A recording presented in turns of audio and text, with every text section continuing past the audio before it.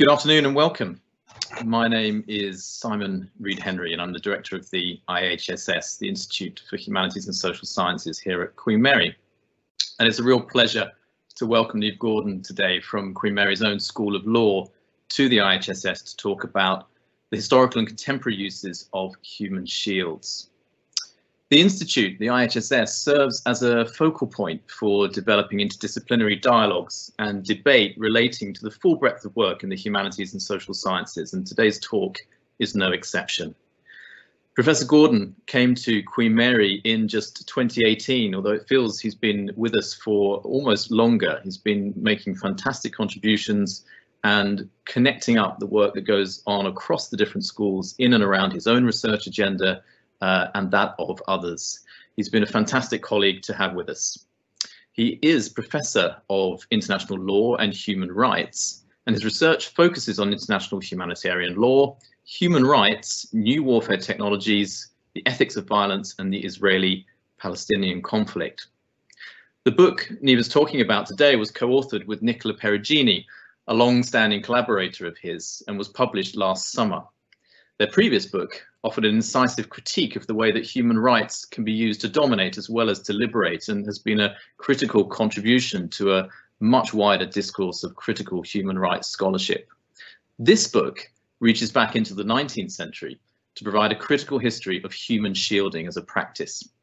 It brings together discussions around ethics, the laws of war, human cowardice and bravery alike, from the US Civil War to green activism, and covering topics from gender to digitalization. The practice itself predated the term, but this book reaches back beyond the post-1945 emergence of a discourse on human shielding per se to fill out the full history of this remarkable flashpoint of politics and human values. A moment of resistance that, as Neve describes in the book, is also a moment of the unmasking of power relations.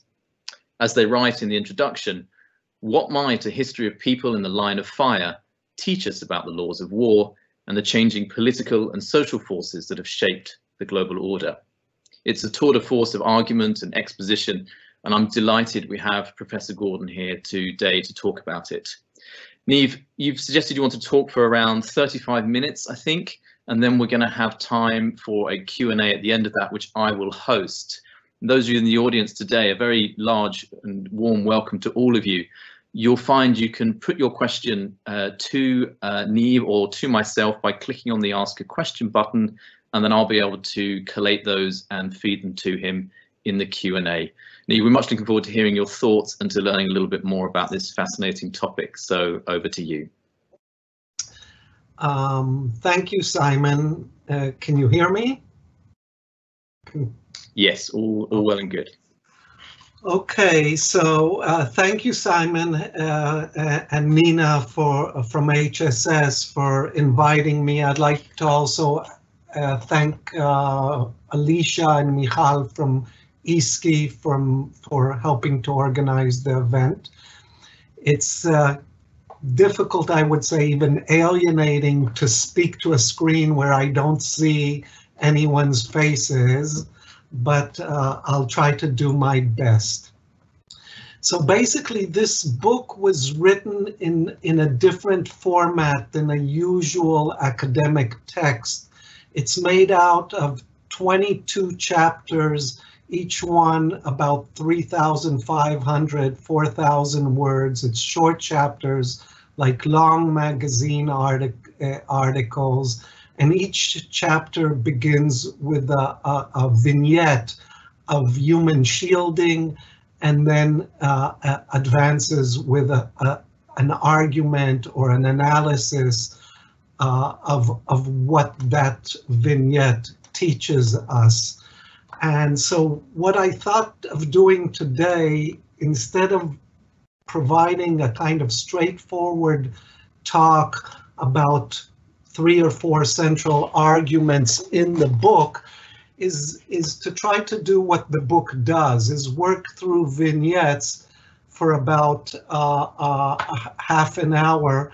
But instead of the vignette being a text, I thought I would work with images, most of which appear in the book. So I'm going to move to the next slide. Just tell me, no, it's not. Did that work? Yes? Okay, so this is how the project actually began for us. As Simon mentioned, Nikolai and I were working on another book, The Human Right to Dominate. And as we were doing so, we came across a campaign put together by the IDF, Israel's Defense Forces, during one of its military campaigns in the Gaza Strip, Gaza 2012, and the campaign revolved around human shields. And this is a kind of paradigmatic infographic from that campaign. There were probably 15, 20 infographics that used human shields. And we found this infographic to be fascinating for many, many reasons, but I'll only mention one or two of them. So what you see here is a depiction of a military campaign of a colonial power, one of the strongest militaries in the world, against the resistance from the Gaza Strip. It's presented more or less as a symmetrical kind of military campaign between the two sides, and yet Israel's Iron Dome protects its civilians, while Hamas's civilians protects its missiles. And so what we see here is not only the kind of misconception of an asymmetric war as a war, but the presentation of Hamas as basically barbarians, as basically a force that does not know how to or does not acknowledge the legal principle of distinction, where armed or military forces are supposed to distinguish between combatants which can be legally killed and between civilians which are protected. And so it not only, and the ability to draw this distinction is a mark of civilization. And those that do not know how to draw this distinction are considered barbarians. So this image and others like it kind of pressed us to look a bit more closely into human shields. That's how we began.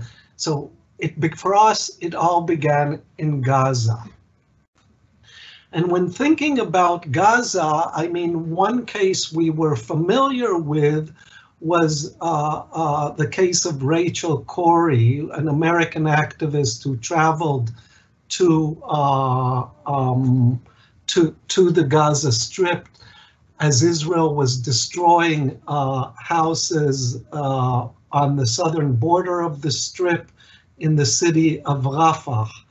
And she arrived at Rafah and spent her days, as you can see here, with this kind of orange fluorescent shirt and a megaphone, and trying to stop these D9 bulldozers from destroying houses. And a few months after she arrived there, she was crushed to death by one of these bulldozers. And reading the transcripts of the trial, her family sued the Israeli military for killing her. Reading the transcripts of the trial, the Israeli military argued that the killing of this voluntary unarmed human shield who deployed non-violent forms of protection was legal.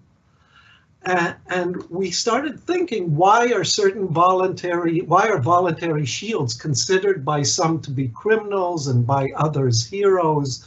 And what might a history of people in the line of fire teach us, as Simon mentioned before, about the changing political and social forces that have shaped the global order? So this kind of pushed us to look into the phenomena. And then when we started looking further, we decided to embark on a book project. And began reading all about human shields. We suddenly noticed that they were much more prevalent than we originally thought, and that they do not only appear in war zones, but that they appear in civil protests. They appeared in environmental struggles, in labor struggles, when workers are barricading a factory and so forth. But they also appear in a lot of novels, in films, in many different cultural artifacts. And often we have come across them, but we didn't really realize that we have come across them, because the term human shields is actually a new term. It's a post-World War II term. And usually the phenomena was described without naming it. And here I've brought you a scene from To Kill a Mockingbird, from the movie. And what we see here is basically Atticus, the lawyer in the deep South, who is defending Tom Robinson, who is wrongfully accused of rape, a black man wrongfully accused of raping a white woman. And Tom Robinson is brought to the prison of the town the night before the trial. Atticus is afraid that a mob will come and want to lynch him, and decides to sit in front of the jail the whole night in order to protect him from the mob. And sure enough, a mob arrives and wants to kill Tom Robinson. Suddenly Atticus' two children also arrive with another boy, and there's this scene there where they stop the mob from lynching Tom Robinson. And when we came across many such incidents during our work, and we thought that the term human screens, which is the way human shields were called during World War I, was more apt to describe this scene. And it's more apt because what we see here is actually two ways that human shields operate. One is that the human shield is a kind of buffer between the attacking forces and their target. And here we see the white man with the three white children serving as this buffer force in front of the mob. But this word screen also intimates the notion of projecting, like a television screen that projects and exposes. And so what we think human shields do is they expose the social hierarchies and power relations in a society. So in a sense, this image is an image of white supremacy. It reveals the white supremacy. It reveals that that whites are higher in the hierarchy of humanness, one could call this, and that they could serve as shields for a black man. And here also emerges one of the first paradoxes of human shielding, and that is that human shielding, on the one hand, reveals the hierarchies, but by revealing them, it also can reinforce and reproduce them, in the sense of of the white being the protector of the black, and the white only being able to serve as the shield of the black man. And we saw this same reproduction of social hierarchies in recent Black Lives Matter protests in the United States, where whites stood in front of blacks against the violence of the police, and in some instances it also generated a disagreement between the blacks and the whites, where the whites tried to take over and helped reproduce the same social hierarchies they were trying to dismantle. So now, what you see here is Farooq Dar tied to a jeep and used as a human shield in Kashmir, and basically the human shields embodies two central and seemingly opposed elements. The human, which evokes the notion of humanity in its twofold meaning of being human as well as being humane toward the vulnerable other, and the shield, which is an instrument of war and violence.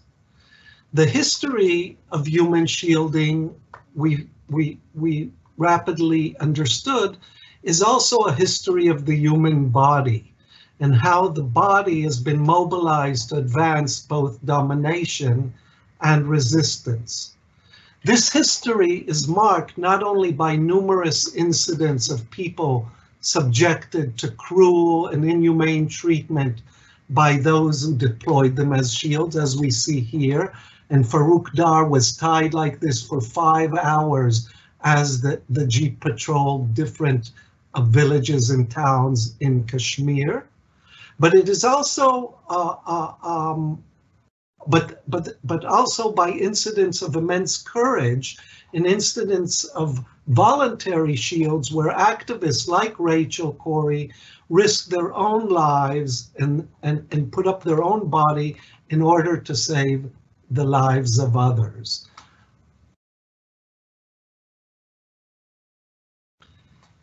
Now, here we see an image of two human shields from Mandatory Palestine. This little contraption was called a pony truck and was connected to the trains. You see the train is actually armored, but the fact that the colonial powers in Palestine armored the trains did not stop the Arab revolt. This is from 1936, this image.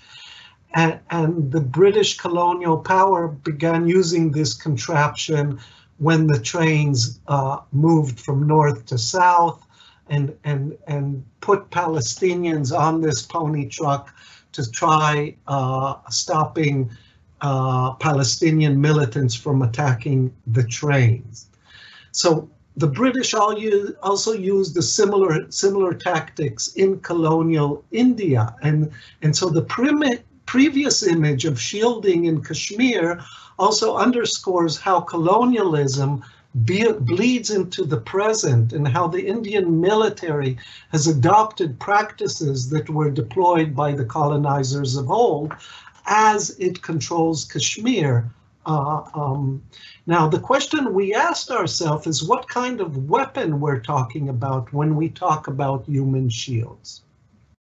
These human shields have functioned as defensive tools, but in a profoundly different way than inanimate shields, such as landmines used to defend a border or anti-craft missiles protecting an airfield. Indeed, human beings seem an unlikely choice for a shield, since as beings made of flesh and blood, they can easily be killed. It is therefore obvious that the shield's is tied to the value or the ability to shield is tied to the value attributed to the human. Only the person who is considered value has the potential to serve as a deterrent of attack.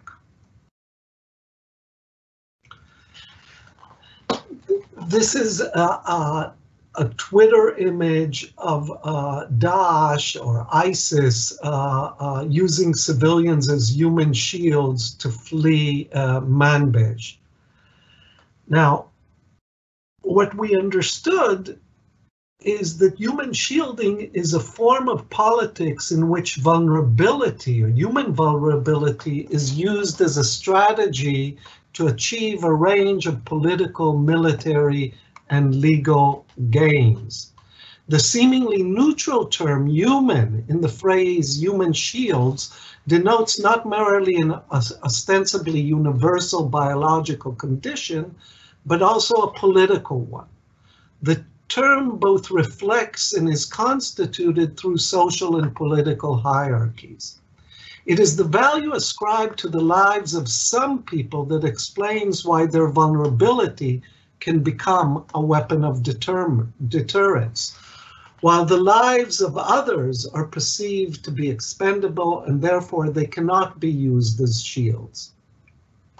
Deterrence is successful only when the attacking party values the shield's humanity and feels morally compelled to stop the attack in order to not to harm the person who serves as a shield. So if I mean, all this is really interesting in the context also of the United States over the past year and all the protests there.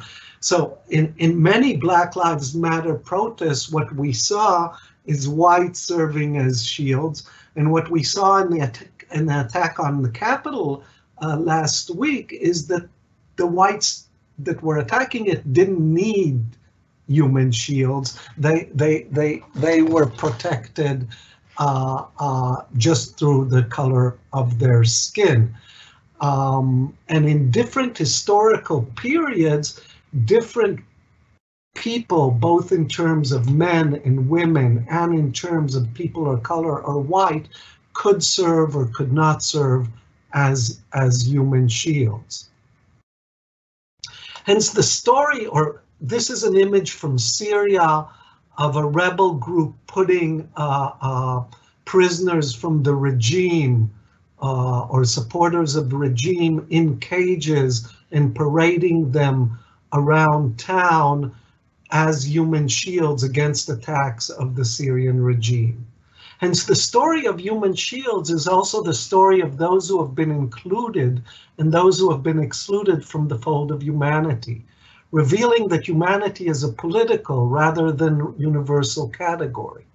The history of human shielding touches several nerves. It describes who deserves to be treated humanely at a given historical moment and who does not.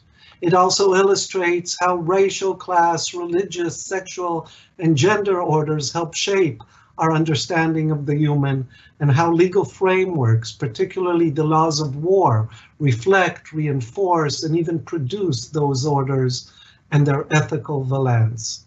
But the human shield also encapsulates an unresolvable paradox.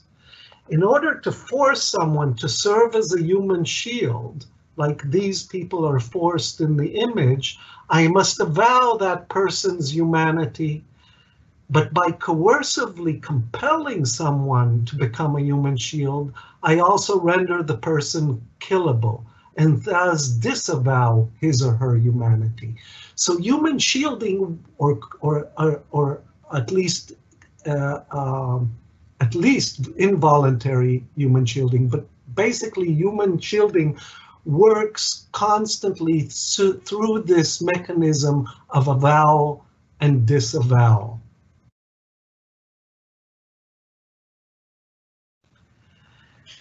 The avowal and disavowal also manifests itself in the legal definition of human shielding.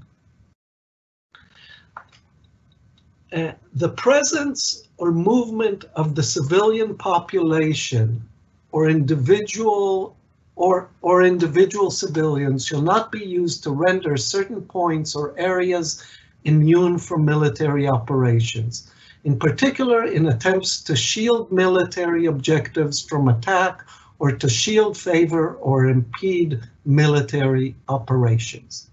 So what the law tells us is that it is illegal to use or to deploy human shields in order to protect a legitimate military target. But at the same time, the use of human shield does not render the legitimate military target immune from attack. So you cannot use human shields, but if human shields are used, you can still attack the target. So the laws of war regulate the deployment of violence during armed conflict, but they are also an instrument that is used by warring parties to establish the legitimacy of power and the forms of humane violence.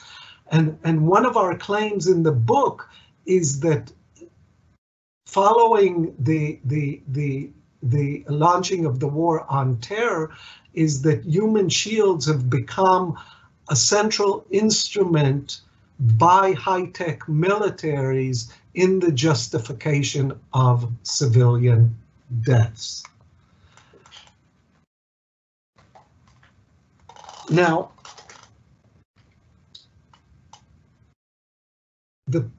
this is another infographic from the 2012 military campaign in Gaza.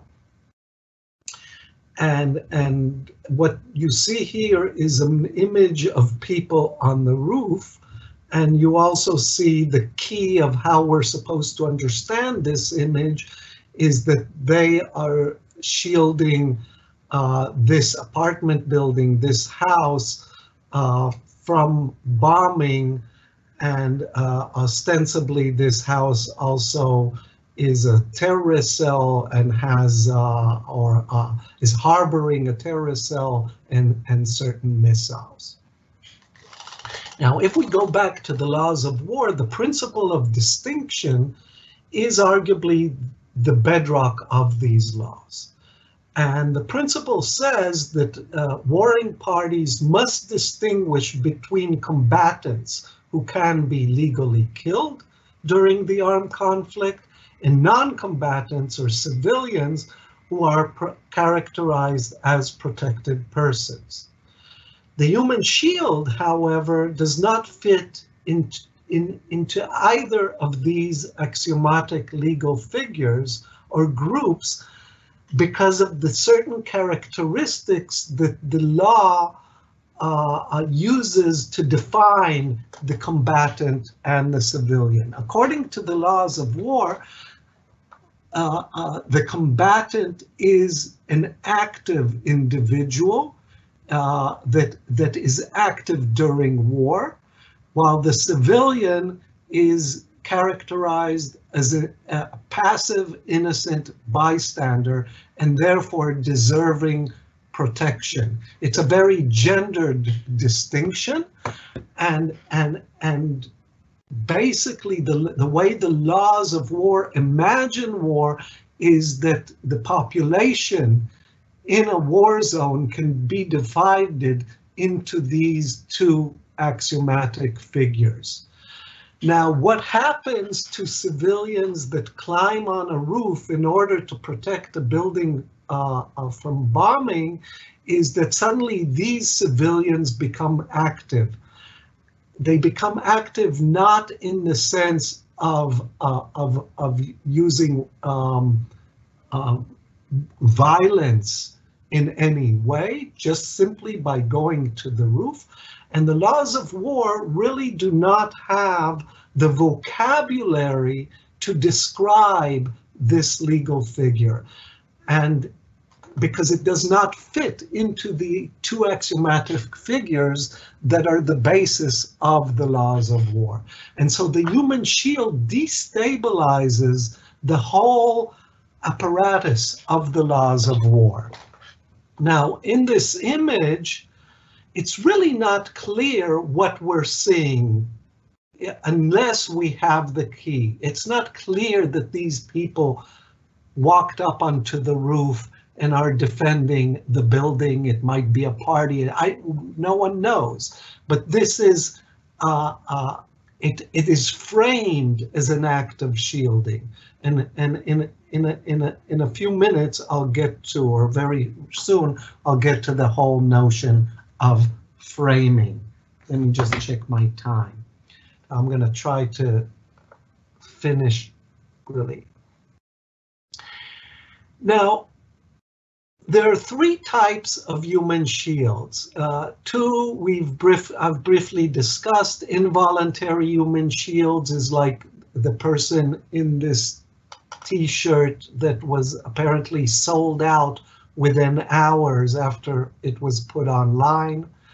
Voluntary human shields like Rachel Corrie and like the American citizens that we see in the Black Lives Matter protests, and approximate shields. Now, one way to distinguish between these different shields, we argue, is through the location of agency. Voluntary shields are people who visibly assert their own agency, while involuntary shields are those who ostensibly lack agency and whose body is exploited by an active warring party to advance its goal. Agency is, in other words, located within the voluntary shield while it acts upon the involuntary shield. Just as importantly, voluntary shields use their body in a non-violent way in an attempt to prevent or stop violence, while involuntary shields are part and parcel of the existing economy of violence. Thus, while challenging the architecture of the laws of war, the distinction between voluntary and involuntary shields also challenges the ethics of war. It is in this context that we introduce the distinction between weapons of war, which is the involuntary shield, and weapons of peace, which is the voluntary shield. So the weapons of peace, the weapons of peace deploy their body in a way to change the whole economy of war. Now,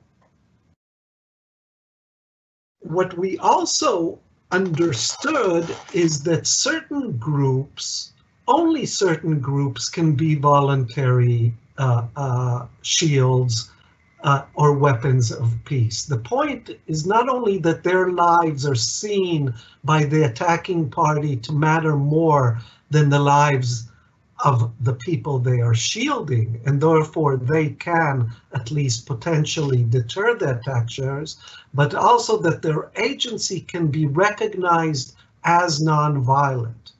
By contrast, the agency of those who are less privileged is almost always deemed as violent.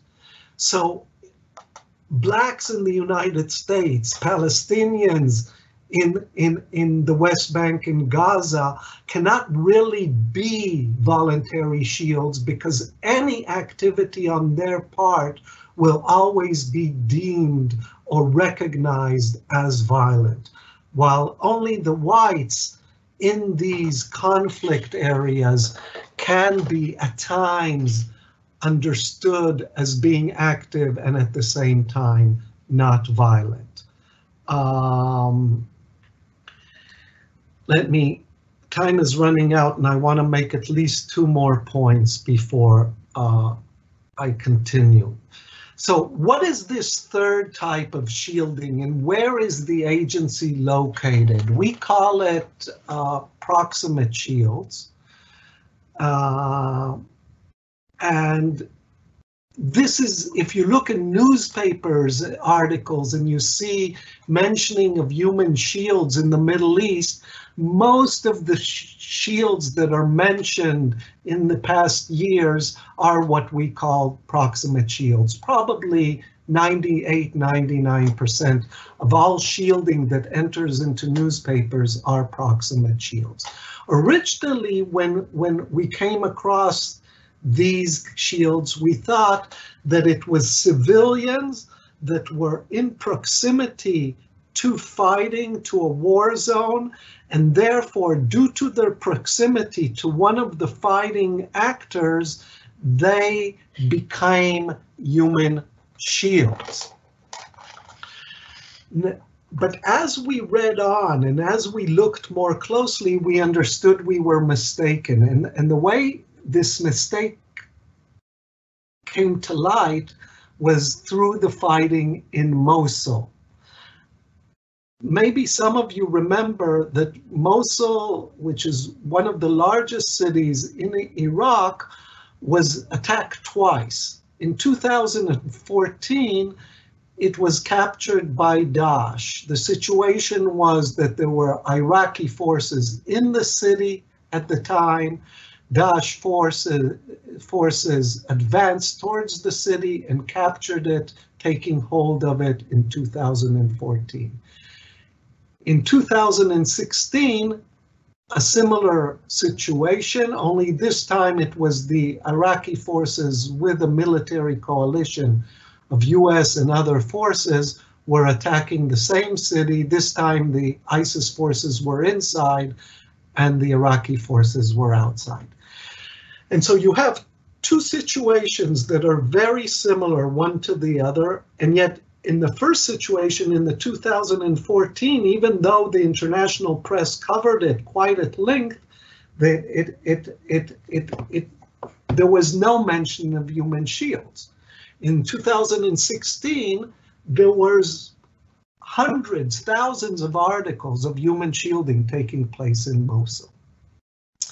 Now, so what is the difference between 2014 and 2016? And let me say, there were a few hundred militants, Daesh militants in the city before the attack in 2016. And it is hard to think of a few hundred militants controlling 100,000 civilians as human shields, as in that image from Kashmir.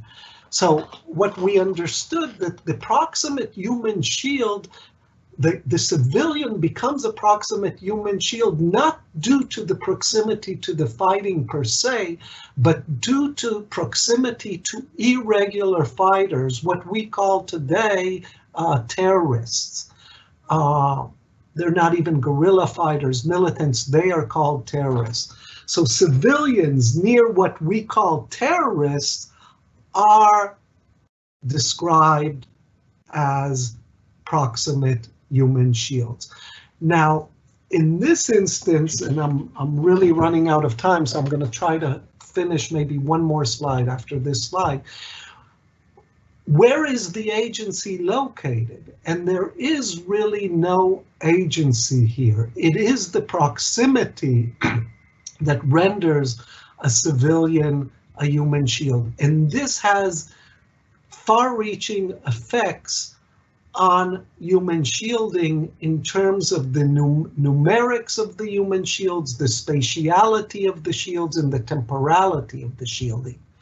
In terms of the numeric, once it is proximity, and you do not need the agency of the shield itself, as in the voluntary shield coming to stop, or you do not need someone capturing me and holding a gun to my head and making me serve as a human shield like the cover of our book, then numerically, literally hundreds of thousands of people can be human shields at the same moment. What we see is this, the changing of scale of human shielding that comes with the war on terror and the notion of proximate shields. Spatially, the human shielding is not circumscribed in a very specific space where where agency is used to create the shielding act. So it can become a whole city, can become a shielding. And if a shield is defined as a civilian or protected person who is protecting a legitimate military target, and all civilians are human shields, then the city itself, the whole city, becomes a legitimate military target. And so it changes the spatiality of the legal war. And then it changes the temporality of human shielding because it is coextensive with the war itself. It's not an act of war, or an act within a battle, but it is coextensive with the whole battle. Human shielding exists through. I have many more slides, but due to time reasons, I'll finish with this slide. And it's about the performative iteration. Proximate shielding highlights the intimate relationship between speech, law, and violence. The phrase human shields, particularly in its connotation as proximate shield, should be perceived as a performative iteration. This is precisely what we saw happening in Mosul in 2006. As we chronicle in the chapter on proximity, in the days leading to the military campaign to recapture the city, the Pope Francis, expressed his concern about the use of over 200 boys and men as human shield in the Iraqi city. In a campaign rally the following day, Donald Trump decried the enemy's use of human shields all over the place. And the New York Times reported that the Islamic State was driving hundreds of civilians into Mosul and using them as human shields. More and more newspaper articles picked at the item until finally the United Nations claimed that ISIS is using 100,000 civilians as human shields in the city. Now, one might say that these utterances help transform the city's entire population into human shields, and by so doing, they also help determine the repertoires of violence that would be used in the military campaign against ISIS. So what we have there is that the Iraqi military and the US forces are preparing around Mosul, and suddenly the UN comes out with these press releases. ISIS is using 100,000 civilians as human shields. So basically the city becomes civilian-less, without any civilians, and the civilian population all become human shields. And human shields, as we mentioned before, do not render an area immune from attack. And also the fact that ISIS is using human shields so can lead the military to change the repertoires of violence that they are using. Since there's no civilians there, we can use, let's say, mortar bombs that the circumference of their shrapnel, instead of going 50 meters, will go 300 meters. And so the whole repertoires of violence of the war changes once this performative iteration goes. So what we suggest is that proximate shielding does considerable legal and political work for those waging the war on terror, since in the very utterance of the phrase human shields, that which is announced is also enacted, and therefore procedure produces a series of lethal effects. The people in the image are not considered human shields because the person behind them belongs to a state military. But if we had the same image with, for example, behind these women and children, an ISIS militant, often the kind of caption of the image would be ISIS using women and children as human shields. So I'm going to stop the presentation in the middle. I'm about halfway through, but I think, Simon, in terms of what that we'll have time for questions and answers. Maybe we'll just go forward. Maybe I'll just rush through 3-4 more images so you get an idea. This is the disappearance of the battlefield, which is connected to what I was describing before, where the whole city, and this is Mosul, becomes a war zone. This is an act of echo shielding. It's an echo tactics of the tree huggers. Greenpeace used it to save whales, to stop atomic testing, and so forth. And again, what we see here is an attempt to change the hierarchy, a certain kind of hierarchy between human and non-human organisms, where the human organism maybe is not, it shouldn't be higher on the ladder. Here we see human shielding in civil protests. This is the 2,000 veterans that went to Standing Rock to serve as human shields for the indigenous water protectors against security forces. Here we see Aisha Evans in a Black Lives Matter protest, and the robocops and the militarization of police, and why we need human shields in civil protest. And this image she's, because we don't see the people she's shielding, it can serve also as a metaphor of shielding the whole Black community in the United States. Here we see an image of shielding in computer games, how shielding has become part of what military teach in their homeschooling of our children through computer games.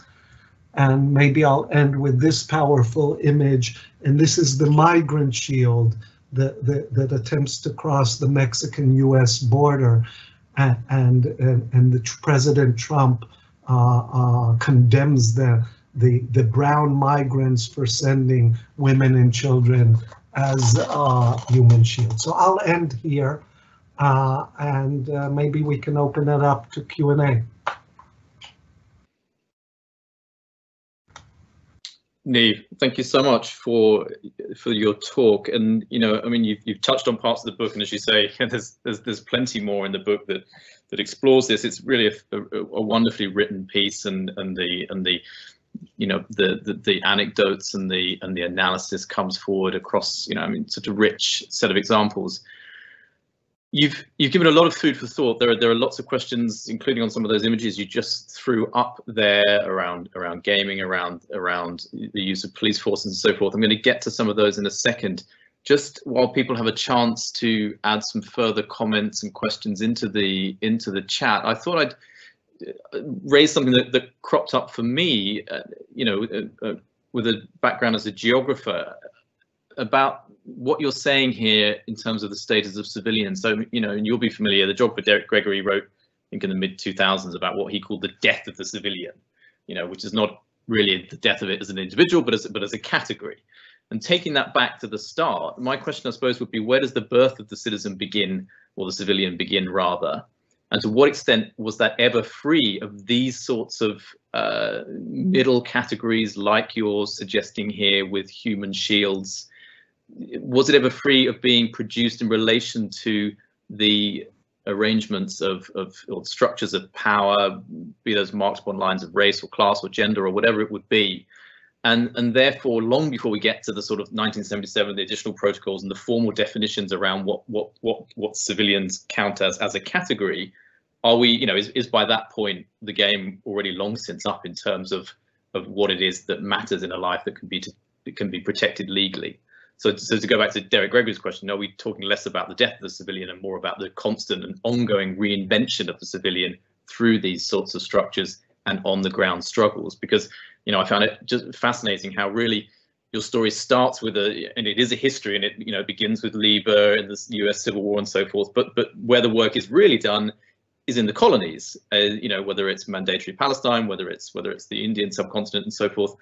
And that is, we carry the echoes of that today. So, is that kind of where the analysis takes us, to really recognizing that a category like the civilian is in constant renegotiation, in constant reinvention, and things, practices like human shielding are really and ought to be at the heart of how we think about that. Yes, thank you for this amazing question. I think 1977 additional protocols and maybe the 1949 Convention on Civilians before it. Well, the 1949 is the first Convention on Civilians, and the 1977, after decolonization, supposedly introduces the ex-colonized into the family of nation and into civilianhood.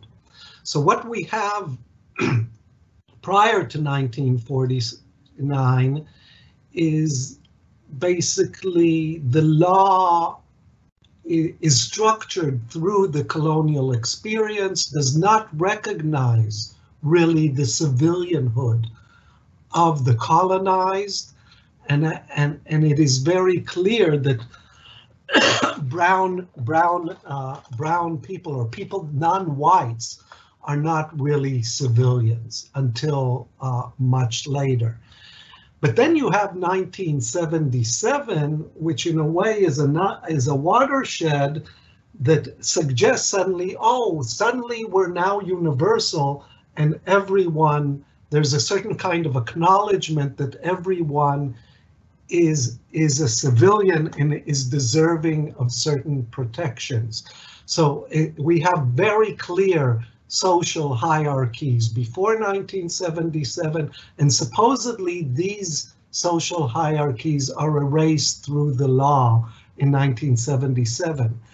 And what we claim in the book is that this is not exactly the case. And what we show is that if you take a map, let's say the past 10 years, 20 years, and draw and look at instances where human shielding is mentioned in the context of war, and draw a map of the world, what you'll see is that most cases, or almost all the cases, are in the ex-colonies.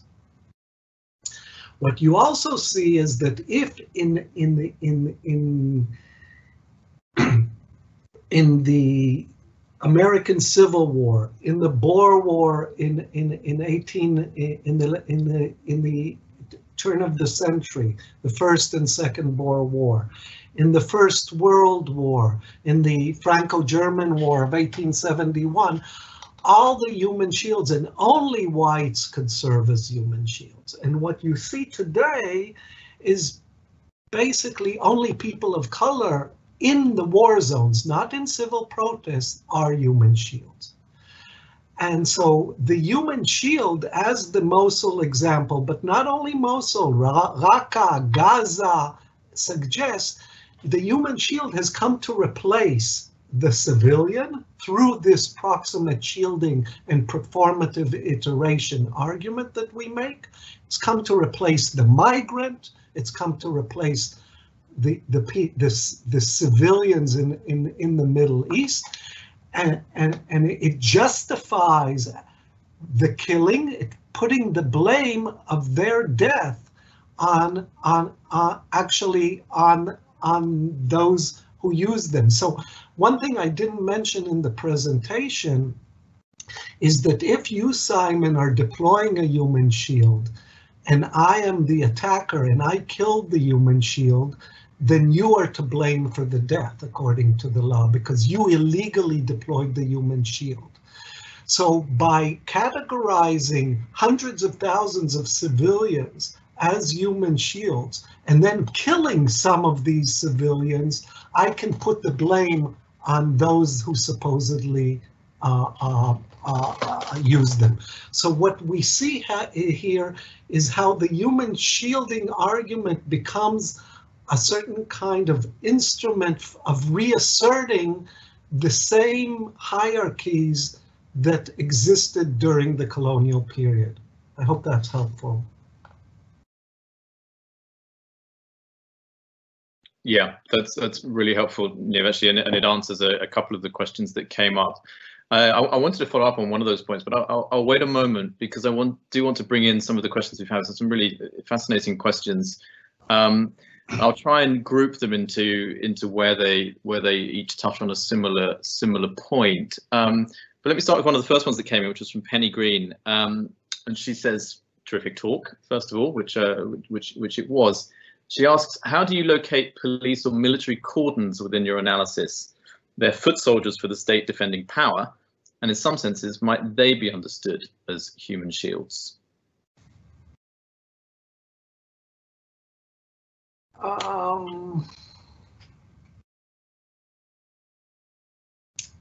I don't really understand.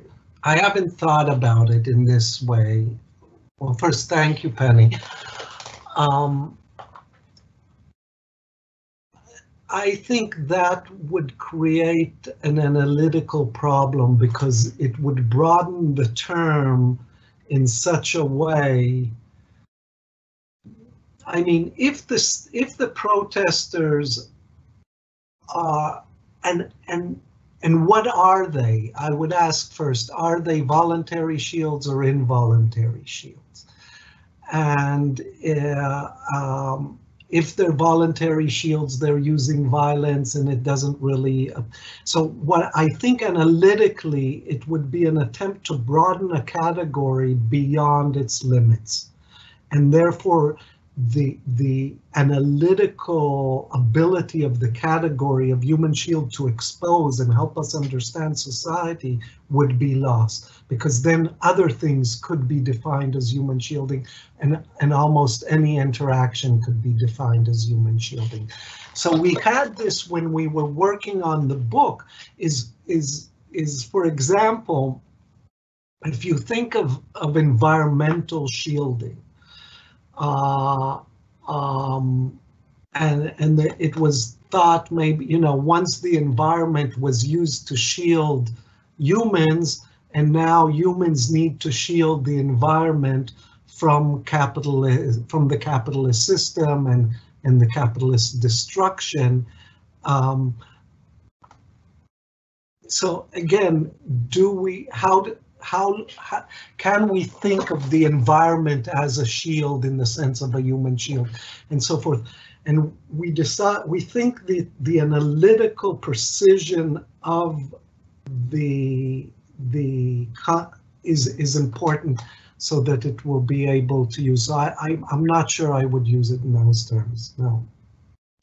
Okay, thanks. Neve, another interesting question here from Alicia de la Corvenning, and she's asking whether you could say a bit more about the ways in which IHL and practices of human shielding, and she adds as well, of course, its potential manipulation by war lawyers. She cites the work of someone like Craig Jones here, acts as a mechanism, or can act as a mechanism, to reinforce white European supremacy and notions of what it means to be civilized, and also perhaps how it serves the interests of powerful criminal sovereigns, so illegitimate state actors there, I'm presuming, in their delegitimization of resistance to the state violence that characterizes their rule. So this comes back in a little bit to that earlier point about whether actors here are representatives of states or not, or considered to be non-state actors, and the extent to which that impacts upon your analysis.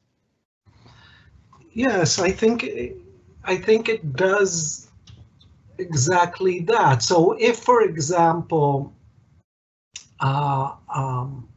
Israel bombs Gaza and kills civilians, then it will argue that it killed human shields.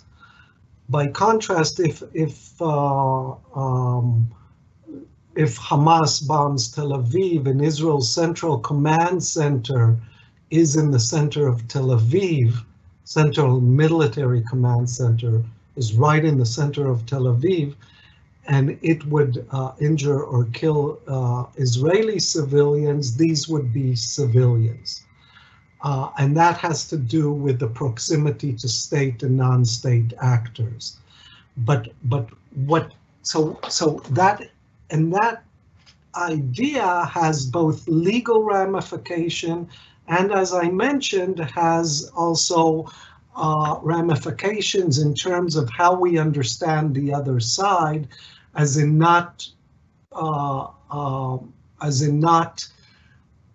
recognizing or not being even able to understand the principles of humane law, as in the principle of distinction. So I think the whole argument, or part of the argument, is that the laws of war not only regulate violence, but they legitimize often the violence of the powerful and delegitimize the violence of the weak. They also create a kind of binary between the civilized and the uncivilized at the same time. And I would even argue that through such performative iterations as human shields, they not only regulate violence, but they actually at times even facilitate violence. So I think Mosul would be a good example, and Gaza would be a good example, that the human shielding argument of the high-tech military is used to facilitate more lethal repertoires of violence in urban settings and so forth. So I think exactly, I completely agree, Alicia. Yeah, I mean, we might come back to that around the point about IHL, but I mean, what you say there, Neve, raises a further point, which is around, and since, you know, the work of Craig Jones was mentioned, you know, around the sort of the scales at which some of these processes are happening. So this notion of kind of iteration is quite interesting in this respect, because we assume these events are very localized, that they're happening on the ground, that there is a shield in a place, and it's about the definition of the legal regime that applies in that particular place that matters. And yet, actually, of course, there are much larger structures that go right the way up, as you said in your talk, to the UN, and also to wider discourse. I mean, you mentioned about Pope Francis and his sort of weighing into the debate. So what we actually have are these sort of overlapping regimes of different types of authority that bear in upon the actual legal structure and its presumed precision, that actually make this really about a much more political story, I suppose, is what I'm saying, than simply one that is about defining which aspects of the law do or don't apply according to facts on the ground. I completely agree, but is there a question, or it's kind of observation? It was sort of a follow-up, but inspired what you're thinking, Neve. But I'll bring it to a question then, because we have another one up here which relates to the UN, and the specific question here is about whether or not you think the UN has fulfilled its role in terms of maintaining peace and security with respect to some of these issues. So that, I suppose, is a question about does the UN have, or should it have, a particular authority within this kind of power struggle over how the facts on the ground play out. And I suppose one could add to that as well this discourse, of course, which sits in the background of your discussion around protection of civilians, right? Which is its own particular discourse at the international scale that has been introduced in order to try to clarify some of these questions, but also, of course, to enable certain state actors to undertake actions in certain sorts of ways. So how do then some of those regimes, to put this into a question for you, Neve, how do some of those regimes impact upon what's happening on the ground, and do some do it more effectively than others? You know, where does the UN sit in that?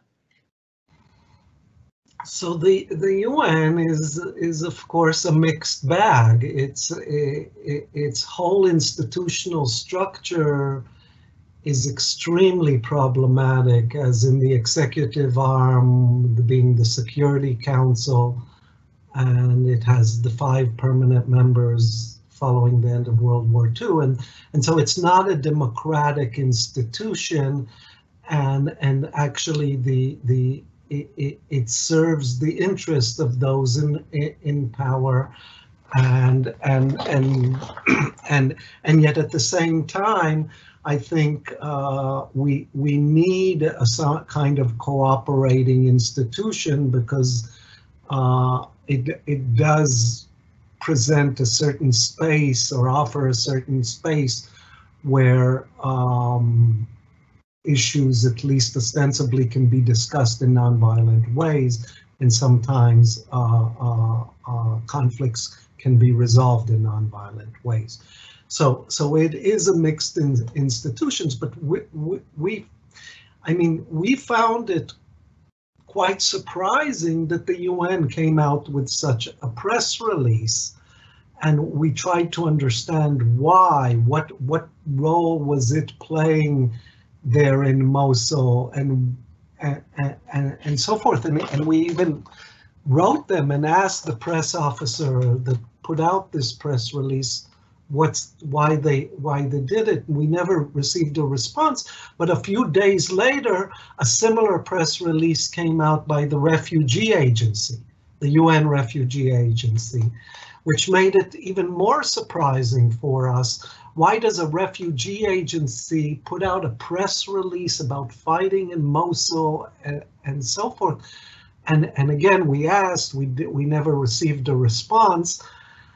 But you can see how different discourses kind of enter into make the situation very complicated. So if I have this image of the migrant shield here, what we see is that the human shield traveled from Mosul to different borders across the world, to Hungary, for example, and when they arrive there, then they are again framed and cast as human shields. And then we thought to ourselves, maybe the idea of framing these civilians as human shields in Iraq will give them justification for asking for asylum in Europe, okay? Which becomes a kind of means of protection for the human shield, something weird like that. But we don't know if this is in fact the case. We didn't understand why the refugee agency came up with this. But what we did see over time is that there's a kind of overlapping of different discourses, state discourses, kind of United Nations discourses, and amnesty and human rights discourses, and overlapping and agreement and convergences between them on the question of human shields that are extremely problematic in our view. And so whether these organizations are like the latter two, the amnesties and human rights watches and the UN are emancipatory, and whether they will resolve these issues, I highly doubt it, if that is the question, because there is an overlap with the state institution, with the worldview of the state, and so forth. And maybe Penny was referring to that before a bit. Yeah, thanks, Neve. I mean, the picture that's up and what you're mentioning just there brings in the migrant as a sort of figure, the refugee as a sort of figure to think through, and it brings to my mind something that a few of the questions touch upon, which is in contrast to the assumed intense spatiality of many of these distinctions, the temporality too. So part of what you're saying is that one's humanity, in a sense, is locked into certain statuses that are temporary, that exist because of certain conditions on the ground, but which will change in other situations. The migrant is something when they are traveling. There's something else when they have arrived, and certain legal regimes begin to apply. I mean, how far did you both go down in thinking through the kind of the temporality, as it were, of this practice and of the sort of the underlying ethics of shielding that comes out of that?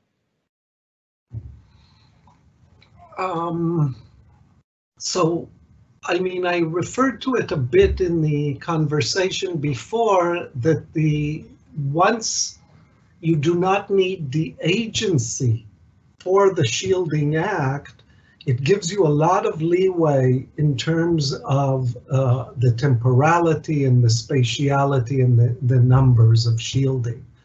And what we see, for example, in this picture, in this image again, is that I mean, it's all about framing, right?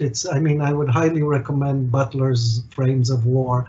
It's all about framing, and this is a human shield through the framing, and by this kind of framing and this performative iteration of the blaming of the brown man, the brown uncivilized man, sending forth the passive and dependent mother and child, you know, the image of the mother and child forth, it is, and therefore the blame is on the person that's not in the image here. And there is no temporality here. It can always appear, and it is more about the framing and the casting and the interpretation. The other forms of shielding have a concrete temporality because they are tied to a concrete agency. And this disconnect, this separation from agency allows the extension of shielding both in the temporal and spatial sense, which brings us back again to kind of Derek Garrigary's The Death of the Civilian. It allows for the death of the civilian. Yeah, and thanks, Neve. And what you bring in there as well is it's incredibly apparent in this picture is the sort of this gendered nature of that whole trope that's being used. There was a question about how the work kind of builds upon or redevelops some previous work in the area, for example, Helen Kinsella's. So, you know, thinking here about how civilians become, in a sense, non-political by virtue of not possessing certain traits that would make them political and therefore subject to politics and struggle, and that lack of agency is very much a part and reinforces other aspects of their identity and persona, be it their gender or whatever. Could you say a little bit about how this work builds upon some of those earlier arguments? So, I mean, the book is highly influenced by Kinsella's work and by many other people. In fact, it is a work that is highly influenced by all the major Wales scholars and so forth. But what we see is in terms of gender is fascinating, because the book begins, the first chapter deals with the American Civil War, the siege on Charleston. And so Charleston is under siege. It's the end of the Civil War, and the Union forces are bombing Charleston. And Charleston is a city. It's a city or town, and with all the residents that usually are in the city and military forces. And suddenly the general in charge of Charleston brings in 50 captive generals of the Union forces and puts them in different houses in the city of Charleston, and writes a letter to the general of the Union forces and tells them, listen, I have 50 generals that are prisoners of war. They're part of your military, and I spread them around the town in areas where you regularly bomb. So just make note that if you continue bombing these areas, you might be killing your own generals. Now, I mean, and then there's a whole exchange of letters between them. I'm not going to enter the exchange. What is interesting is that only generals or high-ranking officers, white men, could serve as shields, not the women and children in the city. And certainly what does not even enter the script of the letters then are the blacks, which were, I think, around 70% of the population. Okay, so they cannot even be. So we have both a racialized and gendered notion of human shield, which is the white man, usually of higher class, because the generals at the time were people that already came from a high class. We see the same thing in the Franco-German War, where white dignitaries were tied to trains to serve as human shields. When we look at conflicts today, all we see is in the Middle East, all we see is non-white women and children as human shield. We do not see men as human shields anymore. So we have a kind of inversion of the gender of shielding over this period. And we tried to make sense of it, and the way we interpret that in the book, why only women and children can be human shields today, is through a kind of use of the concept developed actually in the Vietnam War of military-aged men. So when all men, so what is a military-aged man? A military-aged man is basically someone that is potentially a combatant and is viewed by the attacking party as a potential combatant and as a combatant. So if I attack a target, if I'm a drone fighter, and a drone pilot sitting in Nevada, attacking a target in northern Pakistan or in Afghanistan or wherever, and let's say I kill 11 people, and let's say I manage to kill my target, which is one of those 11 people, and then I kill 5 women and children and another 5 men. The reporting about the attack will be that I killed 6 combatants, it's all the men or enemies killed in action, and the 5 others will usually be framed as human shields, the women and children. So there are no civilians in this thing. There are human shields. All the women and children are recast as human shields, and all the men are recast as combatants or enemy killed in action.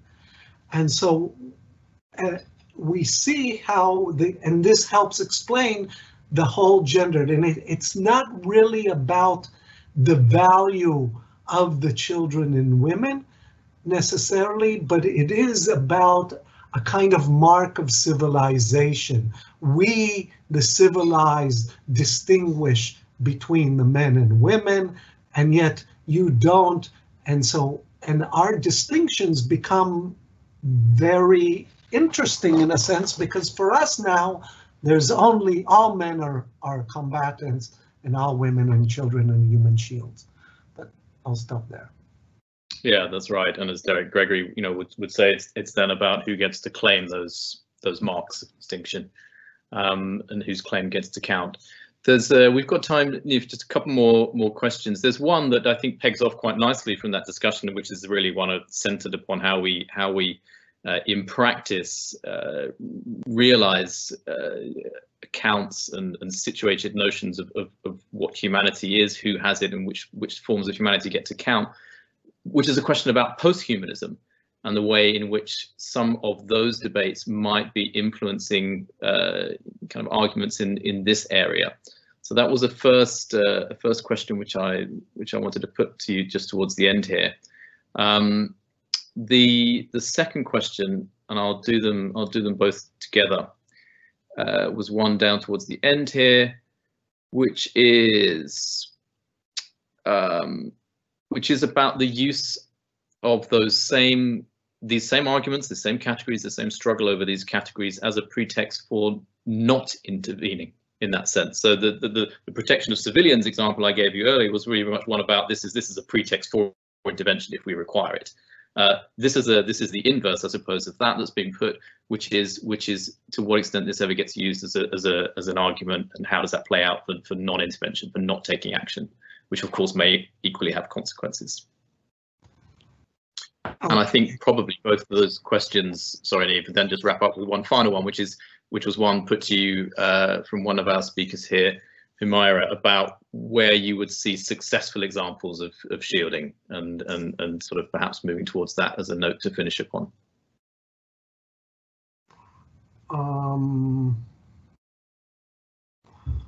Okay.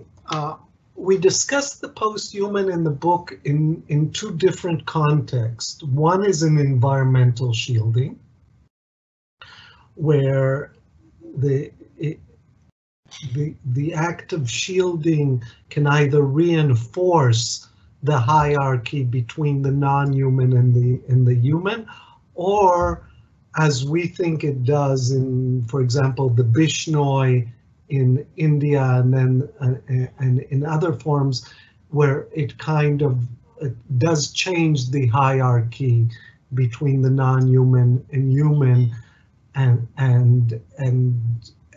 serves in a way to give more value to the non-human living organisms, or to non-human life.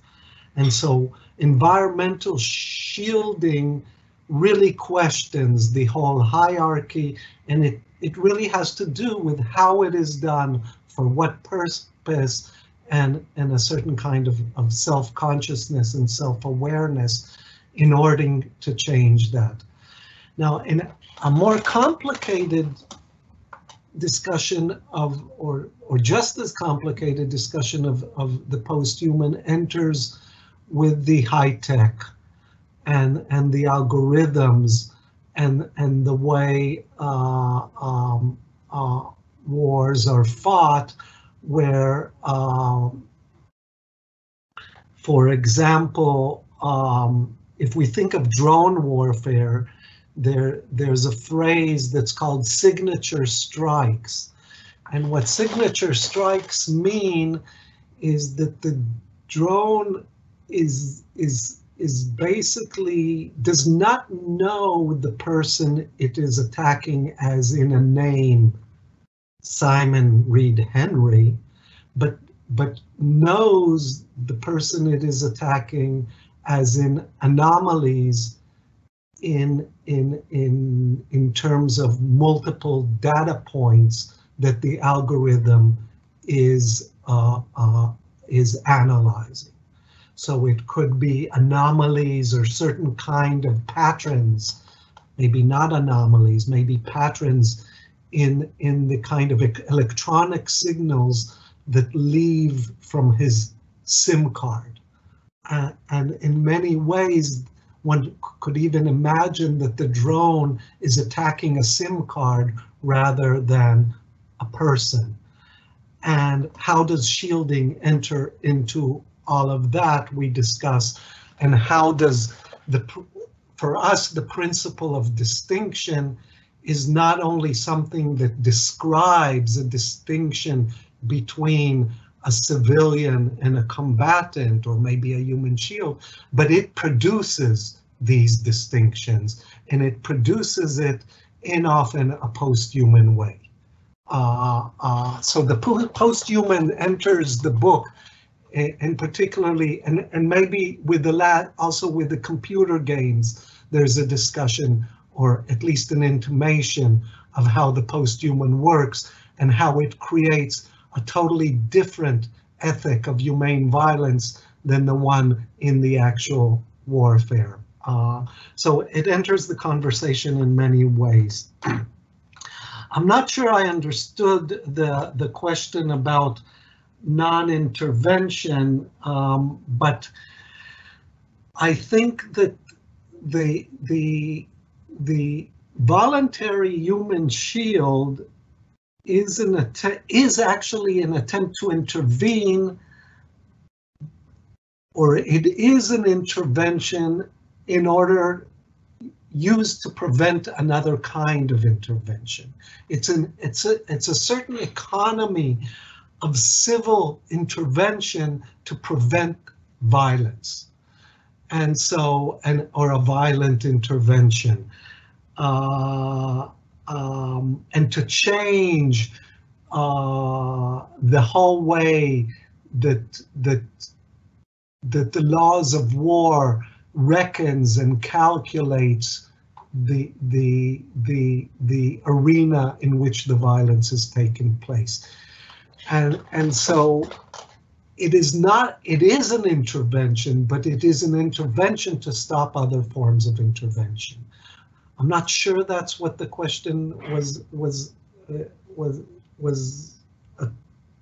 relating to, but Now, have there been successful examples of human shields? And success is always it's a tricky concept, because it's how do you measure success, and what would be success? So is the fact that a white person stands in front of a black person and thus exposes a certain kind of supremacy, a white supremacy in society, just that act, there is something successful in it, whether it stops the police violence or doesn't stop the police violence, or whether it stops the attack. I mean, human shielding can be judged through what it exposes and through what it prevents. Now, there were clearly successful stories in that sense, I think, in environmental shielding. I think Greenpeace and other movement used shielding in campaigns against whaling very successfully. Using Zodiac boats between the whale and these kind of whaling ships, and stopping the ships from whaling, and then creating what Greenpeace would call a mine bomb in terms of the media it uses. It did manage to stop testing of nuclear weapons in the Sahara, in the Pacific Ocean, and so forth. So we have seen several successful instances of eco-shielding. We've also seen a number of successful shielding in the sense that it changes a certain debate, or that it has an impact on different debates. Whether shielding can prevent war, or has prevented war, or has even prevented a certain battle, not really, not much, very minimal in that sense. So it's a kind of mixed bag in that. But I think as an exposing, and I think the success, finally, maybe I'll end with this.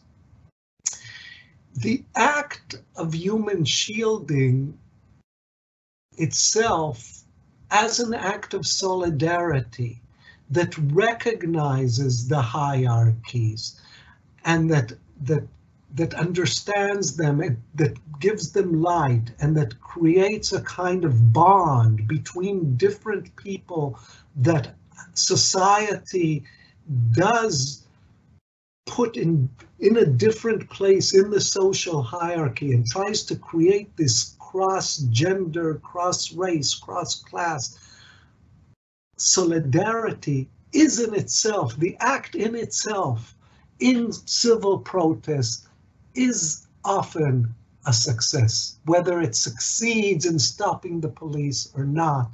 It's a success as a statement. As a statement of solidarity and support, yeah. Thank you so much for your time today. We're just about to run out of time on our allotted slot here. Thank you to all of you who've appeared and posed questions. It's a fascinating discussion, and super to end on that note of, in effect, only connect. Thank you all for coming, and take care.